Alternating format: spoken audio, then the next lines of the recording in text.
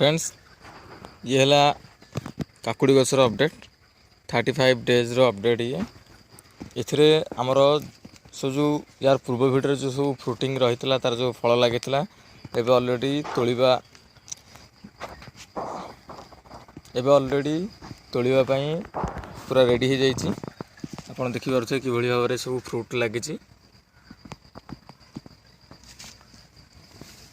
देखंतु ये काकुड़ी गछ लगी 35 डेज रो काकुड़ी गछ बहुत बढ़िया माड़ी।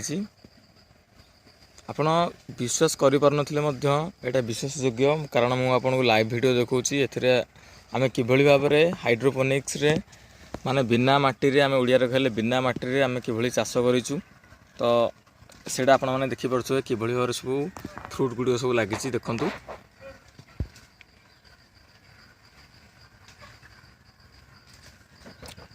बहुत भल फ्रुट्स आसी। तो आपण माने मध्य एई भली भाव रे चाष करि परिबे।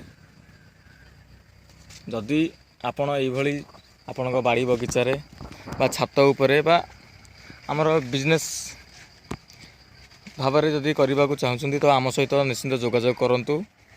और ट्रेनिंग पाई मध्य यार प्रथम बैच एबे आरंभ होबा को जाउची।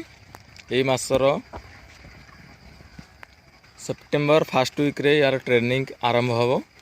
तो जदि आपण माने ट्रेनिंग नबा को चाहछन तो आम सहित जोगाजोग करंतु।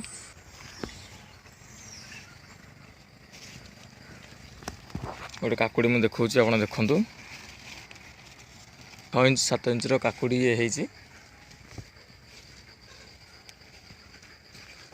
तो माटी तो एभली भाव रे केबे हेई परिबो नाही कारण माटी रे हमर कोन होछि ना आमे बहुत प्रकार रासायनिक सार व्यवहार करुचे किंतु एथिरे कोनोसी रासायनिक सार जोटा हमर पीडिया रहउची डीएपी यूरिया ग्रूमर एटा सब हमर कोनोसी जिंस दिया जाउ नाही। तो टोटल हमर ऑर्गेनिक रेट हेउची। तो ऑर्गेनिक जिंस हितवारु एटा मध्य बेस भलो रहउची। यार फ्रूट गुडी मध्य जल्दी खराब होबनी। देखि परते केमती ग्रीन ग्रीन सब देखा जाउची हमर प्लांट्स गुडी को।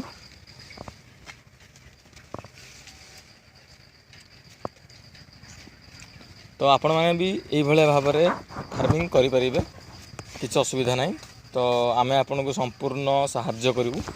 जदि आपण मनकर इंटरेस्ट थाए तो आमे निश्चित सहाय्य करिवु। आपण मध्य आपण आम सहित जोगाजोग करंतु। जोगाजोग करिया पई आम नंबर मध्य मु स्क्रीन रे दे देबी। देखंतु कि भली भाव रे सब फ्रूटिंग आसी। 35 डेज रे एभली भाव रे फ्रूटिंग केबे भी हमरो माटी रे हेबो नाही।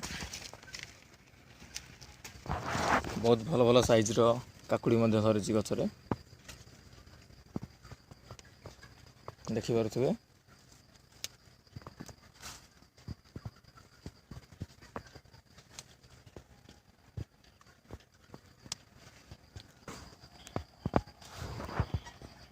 तो फ्रेंड्स आज भाई एतिकी यार नेक्स्ट वीडियो रे मु भिडियोटी आनिबी कोकोपीट को किभली भाव कत्ता गुंड को किभली भाव रे आपण माने ताकू व्यवहार रे लगै परिबे।